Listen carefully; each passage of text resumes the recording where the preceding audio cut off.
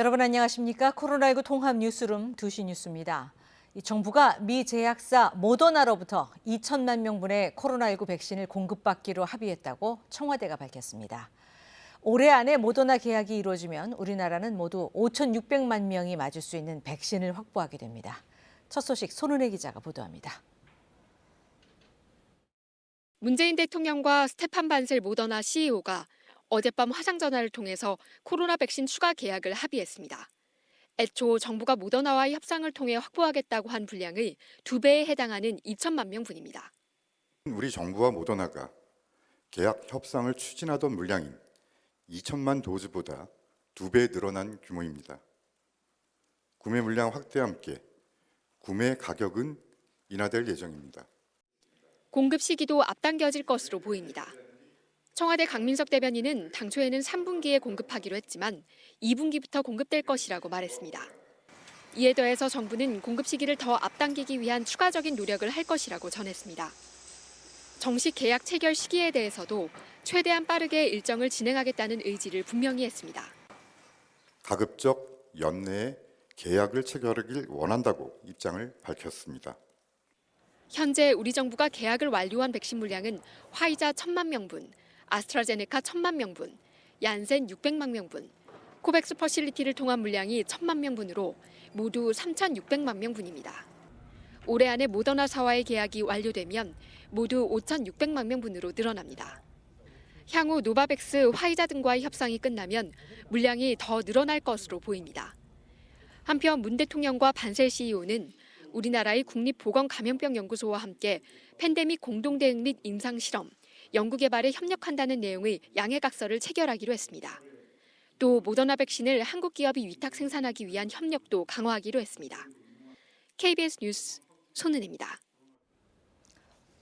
정부가 코로나19로 위기에 놓인 국민의 삶을 지키기 위해서 피해 지원 대책을 내놨습니다. 9조 원이 넘는 예산을 들여 580만 명을 신속히 지원하기로 했는데요. 자세한 내용 김수연 기자가 보도합니다. 정부는 오늘 비상경제중앙대책본부 회의를 열고 코로나 3차 확산에 대응한 맞춤형 피해 지원 대책을 확정했습니다. 정부가 마련한 돈은 모두 9조 3천억 원이고 지원 대상은 580만 명입니다. 이 가운데 5조 1천억 원은 소상공인 309만 명에 대한 피해 지원했습니다. 우선 연매출 4억 원 이하면서 지난해보다 올해 매출이 감소한 소상공인은 현금 100만 원을 받을 수 있습니다. 정부는 집합 금지 업종인 유흥업소 5종과 학원, 실내 체육시설, 노래 연습장, 스키장 등에 200만 원을 얹어 모두 300만 원을 지급할 방침입니다. 겨울 스포츠 시설에 딸린 소규모 부대업체, 그러니까 음식점과 편의점, 스포츠 용품점은 집합 금지 업종으로 분류해 역시 300만 원을 지급하기로 했습니다. 집합 제한 업종, 그러니까 식당과 카페, PC방의 경우 200만 원을 받게 됩니다. 최고 지원 금액이 200만 원이던 지난 2차 재난지원금 때보다 액수가 늘어난 것으로 정부는 이번 지원에 소상공인의 임차료 부담을 덜겠다는 목적이 추가돼 있다고 밝혔습니다. 현금 지원을 기본으로 하되 임차료 등에 대한 융자와 함께 자발적인 임대료 인하 인센티브 시책을 보완적으로 강구하였습니다. 특수 형태 근로종사자, 이른바 특고와 프리랜서 지원에는 5천억 원을 배정했습니다. 이미 정부 지원을 받은 적이 있다면 별도 심사 없이 50만 원을 주고 첫 신청을 하는 사람에 대해서는 100만 원을 지급하기로 했습니다. 이와 함께 방문, 돌봄 서비스 종사자 9만 명에 50만 원씩, 법인 택시기사 8만 명에도 50만 원을 주기로 했습니다. 정부는 이 밖에 의료기관 손실보상에 4천억 원, 감염병 전담병원의 설비 확충을 비롯한 공공의료 체계 보강에 4천억 원을 씁니다. 폐업 소상공인에 대해서는 50만 원을 지급하는 대책을 이어가고 긴급 복지 지원 요건 완화를 내년 1분기까지 연장하는 방안도 이번 대책에 포함됐습니다. 정부는 다음 달 5일 이번 대책을 국무회의에서 의결하고 다음 달 11일부터는 현금 지급을 개시할 계획입니다. KBS 뉴스 김수연입니다. 오늘 코로나19 새로운 확진자는 1,046명으로 다시 1,000명대로 올라섰습니다. 사망자는 무려 40명이나 늘어 코로나19로 하루 사이 가장 많은 사람이 목숨을 잃었습니다. 재난방송센터 연결해서 자세한 현황 살펴봅니다. 김민정 기자, 오늘 0시 기준 확진자, 사망자 현황 좀 자세히 설명해 주시죠. 네, 먼저 신규 확진자가 1,046명으로 늘면서 다시 1,000명대 확진자가 나왔습니다. 서울에서만 500명이 넘는 신규 확진자가 나왔는데 서울 동부구치소 집단 감염의 여파가 큰 것으로 보입니다.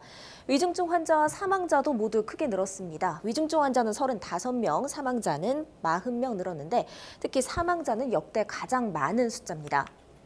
주 단위로 좀 더 자세히 방역 상황을 살펴보겠습니다. 감염 재생산 지수 여전히 증감을 반복하고는 있지만 확진자 한 명이 한 명 이상의 사람을 계속 감염시키고 있는 상황입니다. 방역망 내 관리 분율, 그러니까 자가 격리 중에 확진된 사람의 비율도 점점 줄어서 방역에 어려움을 겪고 있는 상황이고요. 무엇보다 위중증 환자 규모와 사망 환자 수가 크게 늘고 있는 걸 확인하실 수 있습니다. 최근 한 주 동안에는 사망자가 134명 발생했습니다. 이 가운데 80세 이상이 81명에 달하는 등 60세 이상이 전체 사망자의 97%를 차지하고 있습니다. 대부분 시설이나 병원을 통해서 감염이 됐지만 일부는 먼저 확진된 사람을 접촉했다가 감염됐습니다. 고령층의 경우 외출을 자제하고 가족들 사이에서도 감염 예방에 힘쓰셔야 합니다. 네, 이 영국 변이 바이러스가 국내에서도 확인되면서 지금 방역이 비상인데요. 해외에서 유입되는 확진 상황은 어떻습니까? 네, 지난 4주간 확진자의 감염 경로 비율을 보면 해외 유입이 차지하는 비율, 맨 아래쪽 파란색으로 표시된 부분인데요. 보시다시피 가장 작습니다. 3%에서 5% 수준인데요. 숫자로 따지면 매주 200명 전후의 확진자가 나오고 있는 상황입니다. 하지만 숫자가 적다고는 해도 영국, 남아프리카 공화국 등지에서 변이 바이러스가 잇따라 확인되고 있는 이상 경계를 늦춰서는 안 됩니다. 두 나라 모두 하루에 10,000명, 30,000명대 적지 않은 확진자가 나오고 있는 상황입니다. 영국에서는 이 변이 바이러스의 감염력이 최대 70% 더 높을 것으로 보인다는 검토 결과가 나오기도 했는데요. 이 방역 당국이 해외 입국자에 대한 방역 조치를 강화했다고는 밝혔지만 입국자들 스스로도 증상을 잘 살피고 자가격리를 철저히 준수하는 등 방역 수칙을 잘 따라 주셔야겠습니다.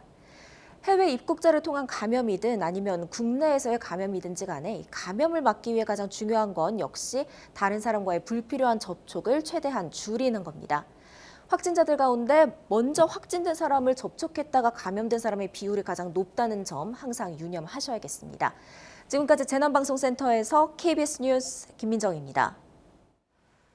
네, 지역별로는 여전히 서울의 확진자가 가장 많습니다. 오늘 새로운 확진자는 523명으로 증가 규모로는 두 번째로 많았는데요. 서울시는 확산세가 이어지는 만큼 가족과 지인 간 모임을 취소하고 선제 검사를 받아달라고 거듭 요청했습니다. 서울광장의 취재기자 연결합니다. 석혜원 기자, 먼저 서울의 확진자 상황을 좀 정리해 주실까요? 네, 오늘 0시 기준으로 서울에서 코로나19 신규 확진자는 523명 늘었습니다. 하루 증가 규모로는 서울에서 두 번째로 많은 숫자입니다. 지난주 24일 동부구치소 집단 감염이 발생하면서 하루 500명 넘는 확진자가 발생했는데 오늘도 그 영향이 큽니다. 동부구치소에서 어제 하루 233명의 신규 확진자가 추가돼 누적 확진자는 761명으로 늘었습니다. 또 구로구 요양병원 관련해서도 5명이 추가로 감염돼 지금까지 175명이 확인됐습니다. 송파구 장애인 시설에서는 거주인과 관리자 9명이 추가로 감염돼 누적 확진자는 60명으로 늘었습니다. 중랑구 종교시설에서는 집단 감염이 새롭게 발견됐습니다. 지난주 27일 교인 6명이 처음 확진된 후에 지금까지 20명이 누적 확진됐습니다. 해당 교회에서는 교인 5명이 거주하면서 함께 숙식을 했고 크리스마스 연휴 때는 30명이 소모임을 한 것으로 파악됐습니다. 사망자는 하루 사이 8명이 더 늘어서 누적 사망자는 167명이 됐습니다. 네, 지금 계신 서울 광장 외에 시내 곳곳에 임시 선별 검사소가 운영 중인데요. 이곳에서 확진자가 계속 발견되고 있습니까? 네, 임시선별검사소에서는 증상이 없어도 누구나 또 익명으로 검사를 받을 수 있기 때문에 여전히 많은 사람들이 찾고 있습니다. 서울에선 현재 임시선별검사소 63곳을 운영하고 있는데 어제 하루만 2만 7천여 건을 검사했고 68명이 양성 판정을 받았습니다. 지난 14일부터 서울에서 임시선별검사소 운영을 통해 지금까지 790명의 감염을 확인했습니다. 서울시는 지역 내 감염을 막기 위해서 임시선별검사소 운영을 2주 더 연장하기로 했습니다. 또 오늘부터는 한 가구당 1인 선제검사 캠페인을 시작합니다. 서울시는 혈연과 관계없이 주거와 생계를 같이 하는 가족 구성원 중 한 명이 대표로 검사를 받아달라고 요청했습니다. 지금까지 서울광장에서 KBS 뉴스 석혜원입니다. 이 주한미군이 오늘부터 모더나사의 코로나19 백신 접종을 시작했습니다. 주한미군 측은 초기 백신 접종 대상자는 경기도 평택기지인 캠프 험프리스와 오산 군산기지의 일선 의료 종사자와 응급 의료 요원 등이라고 밝혔습니다. 다만 백신 접종은 개인이 자발적으로 접종받을 의사를 밝히는 경우에만 이뤄집니다. 한편 국방부 관계자는 어제 주한미군 측으로부터 미군 부대에서 복무하는 한국군 병사들의 접종과 관련한 문제를 협의하자는 공식 요청을 받았다고 밝혔습니다.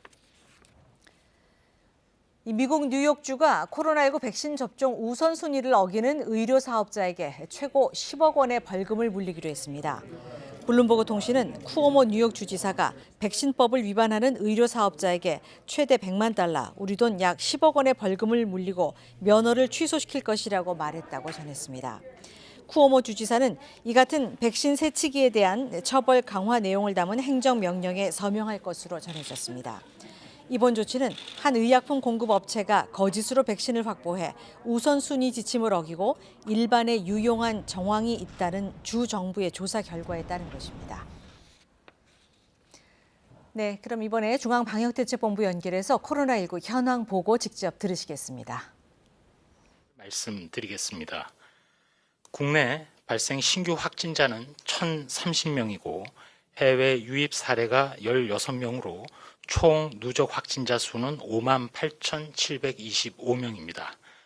이 중에는 수도권 임시선별검사소에서 검사한 48,512건 중 확진된 119명이 포함되어 있고 의심신고 검사자 건수를 다 합하여 어제 총 검사 건수는 10만 8,386건의 검사가 이루어졌습니다. 신규로 1,435명이 격리 해제되어 현재 17,163명이 격리 중입니다. 위중증 환자는 330명이고 어제는 안타깝게도 40명의 사망자가 발생하였습니다. 희생자분들의 명복을 빌면서 유가족분들에게 심심한 위로의 말씀을 올립니다. 12월 29일 0시 기준으로 국내 주요 발생 현황을 주요 시설별로 말씀드리겠습니다. 먼저 서울 송파구 교정시설과 관련하여 추적검사 중 233명이 추가됨으로써 현재까지 총 762명의 누적 확진자가 발생하였습니다. 다음으로는 종교시설입니다. 인천광역시 부평구 종교시설 관련하여 총 19명의 누적 확진자가 발견되었고 강원도 춘천시 종교시설에서 8명, 그리고 충청북도 청주시 목회자 모임 등에서 누적 확진자가 14명 발견되었습니다. 역시 충청북도 청주시의 종교시설과 관련해서 총 10명의 확진자가 발견되었고 대구광역시 동구의 종교시설 관련해서 13명이 추가되어 12월 24일 이후 총 누적 확진자 수는 63명입니다. 경상북도 구미시의 종교시설과 관련해서 총 10명이 추가되어 현재까지 누적해서 82명의 확진자가 발견되었습니다. 다음으로 의료기관 및 복지시설 등입니다. 먼저 서울 구로구 요양병원 요양원과 관련해서 총 175명의 누적 확진자가 발견되었고 경기도 부천시 의료기관 관련하여 총 11명의 확진자가 발견되었습니다. 서울특별시 송파구 장애인 복지시설 관련해서 총 60명의 누적 확진자가 발견되었고 광주광역시 북구 요양원과 관련하여 12월 27일 이후 접촉자 조사 중 8명이 추가됨으로써 총 59명이 발견되었습니다. 다음으로 사업장으로 경기도 이천시에 소재한 물류센터와 관련하여 총 21명의 누적 확진자가 현재까지 발견되었습니다. 잠시 코로나19의 국외 발생 동향을 말씀을 드리면 전 세계적 유행이 지속됨에 따라 세계보건기구의 12월 28일 기준으로 누적 확진자가 7,970만 명, 8천만 명을 목전에 두고 있고 누적 사망자 수가 176만 명으로 결국 전 세계 총 인구의 적어도 1% 이상이 코로나19 환자로 확진된 상황입니다.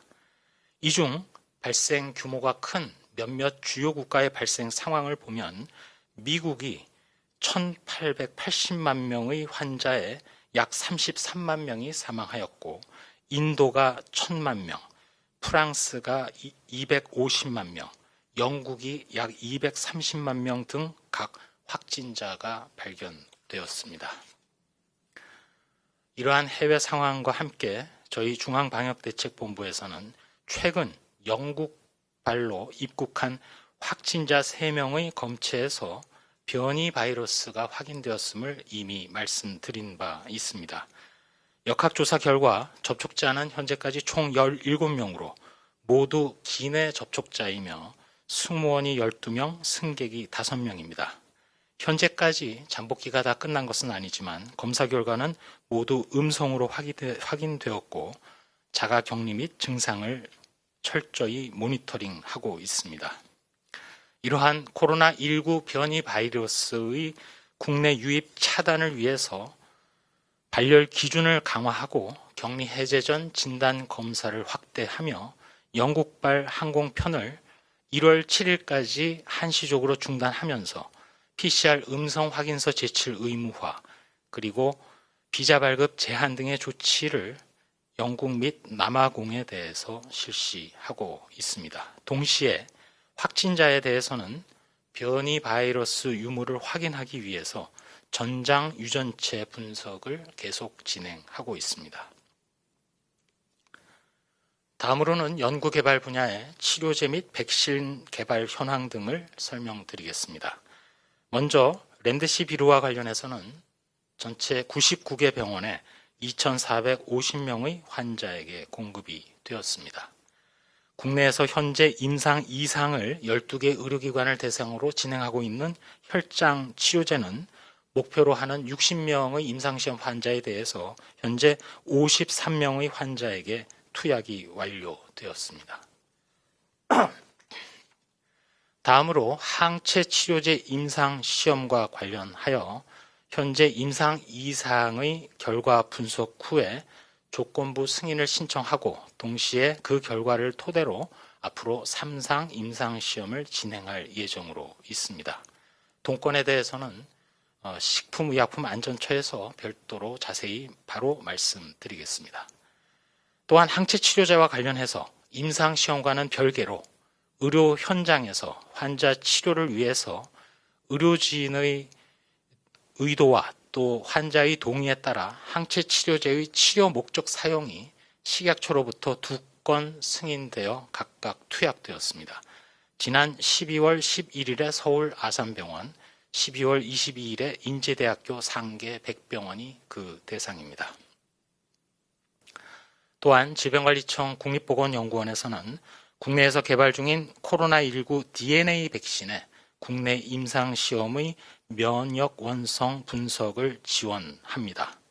이 부분 관련해서는 중화항체 그리고 T세포의 면역 반응 측정 등을 임상시험 종료 시까지 최우선하여 지원하고 진행할 예정으로 있음을 말씀드리면서 이러한 치료제 그리고 백신의 임상시험에 있어서 가장 중요한 점은 환자의 모집, 또 백신의 경우에는 자원자의 모집으로 이를 극복하기 위한 다양한 방안을 추가로 마련하고 있으며 임상에 참여하는 의료기관 그리고 의사분들을 비롯한 의료진들의 적극적인 참여와 협조를 계속 부탁드립니다.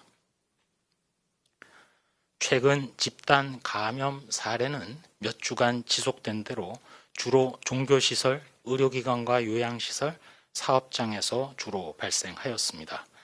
가장 빈도가 높기는 종교시설로서 거듭 부탁드리되 모든 종교 활동은 비대면 비접촉이고 식사, 소모임 등은 취소해 주시기 바랍니다.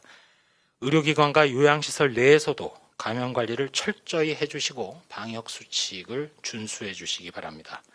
또 사업장, 직장 내에서 마스크 착용, 비대면 회의 진행, 공용 공간에 대해서 환기 및 소독을 철저히 실시하고 회식과 소모임 취소, 가장 중요하게는 유증상자를 업무에서 바로 배제하고 신속하게 검사를 받도록 해 주시기 바랍니다.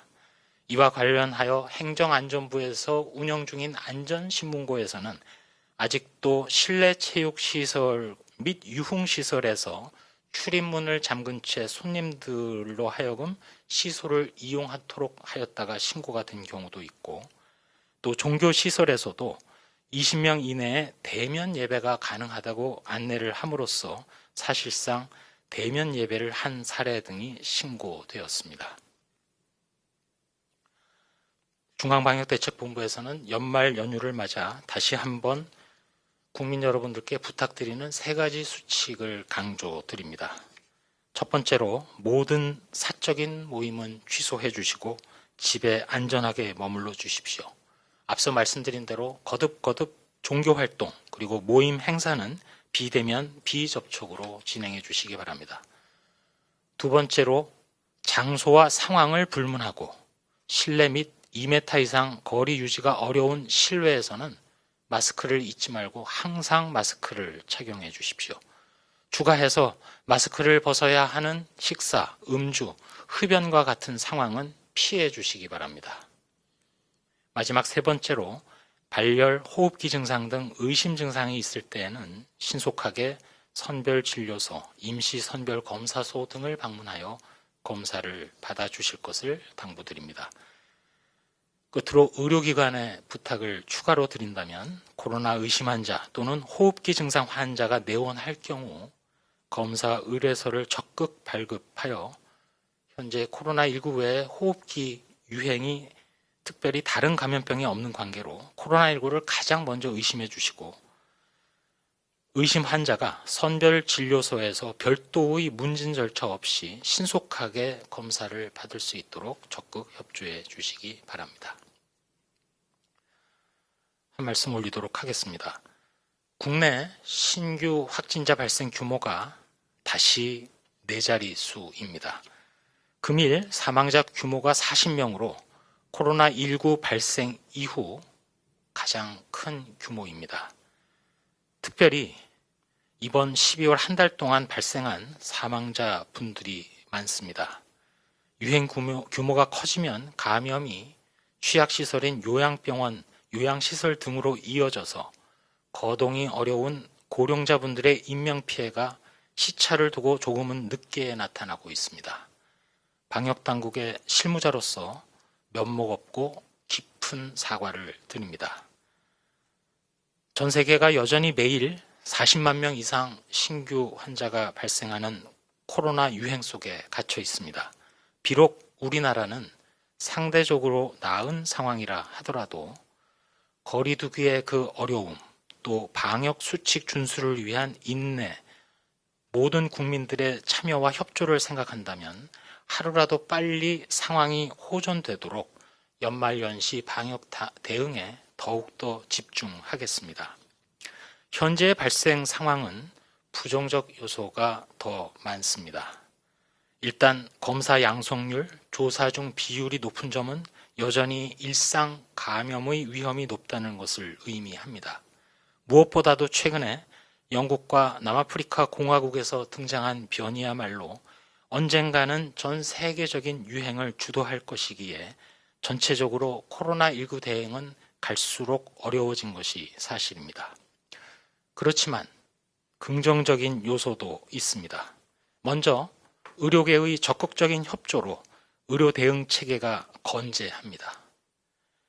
연구 개발 분야의 종사자들의 끊임없는 노력으로 국산 치료제도 가시권에 있습니다.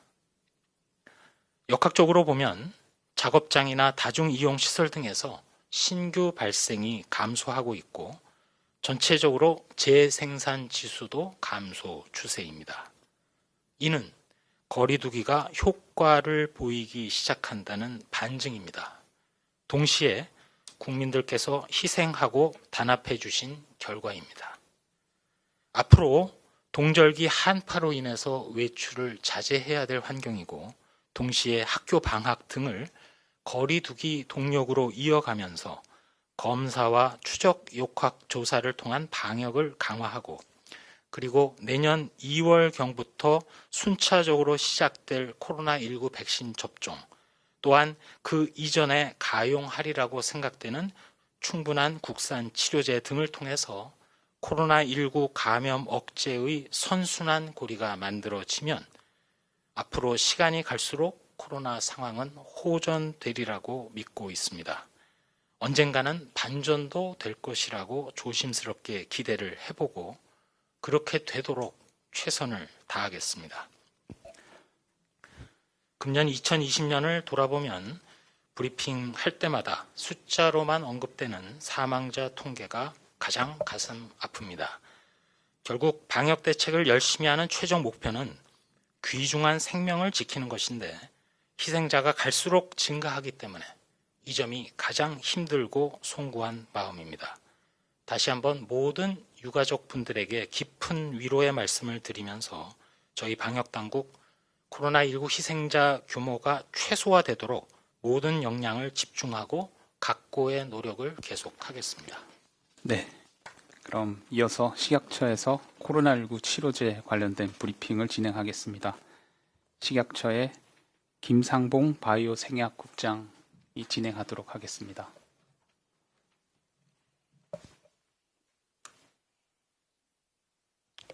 네, 식품의약품안전처 바이오 생약국장 김상봉입니다. 발표에 앞서 긴급히 브리핑을 알려드린 점에 대해 먼저 양해 말씀드립니다. 기업의 공시와 관련된 사항으로 미리 알려드리지 못했습니다.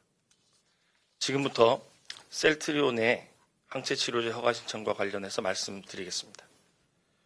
셀트리온의 코로나19 치료제 레키로나주 960mg이 오늘 품목 허가 신청이 접수됨에 따라 향후 허가 과정 등에 대해 말씀드리겠습니다. 우선 허가 신청 제품의 개요입니다. 이번에 허가 신청한 레키로나주는 셀트리온에서 신약으로 개발 중인 유전자 제조합 중화 항체 치료제입니다. 레키로나주의 주성분은 레그단비맙이라는 국제 일반명을 부여받은 코로나19 중화 항체로 코로나19 완치자의 혈액에 존재하는 중화 항체 유전자를 선별하고 선별 채취한 유전자를 대량 생산이 가능한 숙주 세포에 삽입, 즉 제조합해서 세포 배양 과정을 통해 대량으로 생산합니다. 따라서 코로나19 완치자의 혈액에서 항체를 지속적으로 채취할 필요 없이 유전자 제조합된 세포를 이용해 중화항체를 대량 생산할 수 있습니다. 기존의 치료제로 허가된 렘데시비르는 세포 내 감염된 코로나19 바이러스의 복제를 억제하는 반면 레키로나주는 코로나19 바이러스의 표면에 있는 인체 세포 결합 부위에 항체 치료제가 대신 결합함으로써 바이러스가 세포 내로 침투되는 것을 막게 됩니다. 레키로나주의 예상 대상 환자는 경증부터 중등증까지의 코로나19 환자이며 예상 용법 용량과 제형은 90분간 정맥 투여하는 주사제로 예상 효능 효과는 경증에서 중등증 코로나19 환자의 치료입니다. 개발 과정에 대해서 말씀드리겠습니다. 식약처는 금년 2월 개발 초기부터 허가 신청까지 제조사와 긴밀한 상담을 통해 임상 이상 기간을 10개월로 대폭 단축하여 완료하였습니다. 임상 시험에 있어서는 탐색적 의미와 치료적 효과를 함께 확인할 수 있는 이상 임상 시험 설계가 될 수 있도록 대상 환자 확대를 권고하고 전문가 자문 등을 지원하였습니다. 셀트리온은 식약처로부터 2상과 3상을 동시에 승인받은 다국가 임상 시험 중 2상을 완료하고 허가를 신청하는 것으로 3상은 이번 허가 신청과는 관계없이 계획대로 진행될 예정입니다. 2상은 경증에서 중등증의 코로나19 환자 327명을 대상으로 발열 등 7가지, 즉 발열, 기침, 호흡곤란, 인후통, 전신통증, 피로, 두통, 이런 코로나19 증상에 대한 회복기간 단축과 바이러스 검사 시 양성에서 음성으로 전환하는 데 걸리는 기간 단축을 확인하는 것을 목표로 하였습니다. 네, 중앙방역대책본부에 이어서 식약처의 발표를 직접 들으셨습니다. 서울엔 눈발이 날리고 있는데요. 자세한 날씨 노은지 기상캐스터가 전해드립니다. 현재 서울을 비롯한 수도권과 제주도에는 눈이나 비가 내리고 있습니다. 오후에는 전국 대부분 지역으로 비나 눈이 확대되겠습니다. 밤까지 내륙과 제주 산지엔 1에서 5, 서울을 비롯한 그 밖의 지역엔 1cm 안팎의 눈이 예상돼 미끄럼 사고 없도록 주의하셔야겠습니다. 눈비가 그치고 나면 매서운 한파가 시작되겠습니다. 중부와 경북 지역엔 한파특보가 내려지겠는데요.